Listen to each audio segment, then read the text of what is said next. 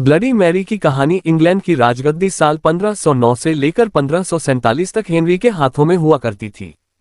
राजा Henry की कई पत्नियां और एलिजाबेथ व मैरी नामक दो बेटियां थीं।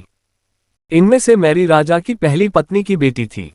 राजा हेनरी को मैरी ज्यादा पसंद नहीं थी, इसलिए वो उसके साथ बुरा व्यवहार करते थे। मैरी महल के नौकरों के साथ महल का काम करती थी।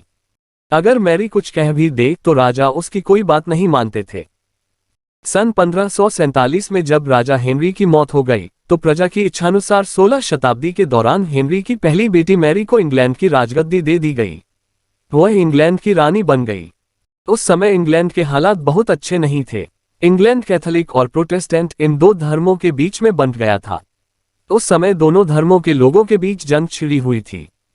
रानी मैरी चाहती थी कि पूरे इंग्लैंड में सिर्फ एक ही धर्म हो, लेकिन लोगों ने उसकी यह बात मानने से साफ इनकार कर दिया था। इससे नाराज होकर रानी ने उनकी बात न मनाने वालों को मौत की सजा दे दी थी। वह ऐसे लोगों को जिंदा भी जला देती थी। रानी मैरी की इस क्रूरता की वजह से इंग्लैंड के लोग उससे नफरत करने लगे। ऐसा भी कहा जाने लगा कि रानी मैरी कुंवारी जवान लड़कियों के खून से नहाती थी। उसका मानना था कि उनके खून से नहाने से वह ज्यादा दिनों तक जवान रह सकती हैं। कुछ सालों बाद रानी मैरी ने शादी कर ली और कुछ समय बाद इंग्लैंड में एक खबर आई कि रानी मैरी गर्भवती है और जल्द ही उनके राज्य को उनका नया राजा भी मिल जाएगा। इस बात से हर सभी खुश हुए, लेकिन उस समय रानी मैरी के साथ बहुत ही अजीब घटना हुई। उनके गर्भ से किसी भी बच्चे का जन्म नहीं हुआ, बल्कि कुछ ही महीनों के बाद रानी मैरी का पेट फिर से सामान्य हो गया। वहां के ओझा लोगों ने अपनी तंत्र विद्या से बताया कि रानी मैरी के गर्भ में कोई बच्चा नहीं बल्कि एक भूत आकर निवास करता है। कुछ समय बाद फिर रानी मैरी के गर्भ में वही भूत आकार रहने लगा और वह फिर से गर्भवती हो गई।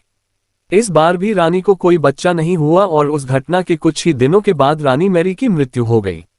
इसके बाद मैरी की छोटी बहन एलिजाबेथ को इंग्लैंड की राजगद्दी पर बैठाया गया और एलिजाबेथ इंग्लैंड की नई रानी बन गई।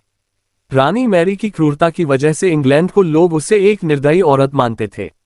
वहीं जब उसके गर्भ में बच्चे की जगह एक भूत का निवास होने लगा तो लोगों ने उसे शापित भी करार दे दिया और इसी वजह से उसे लोगों ने ब्लडी मैरी का नाम दिया।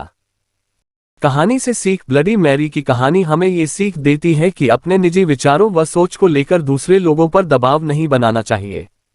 शांति और करुणा से लोगों का ख्याल रखना ही मनुष्य का धर्म है।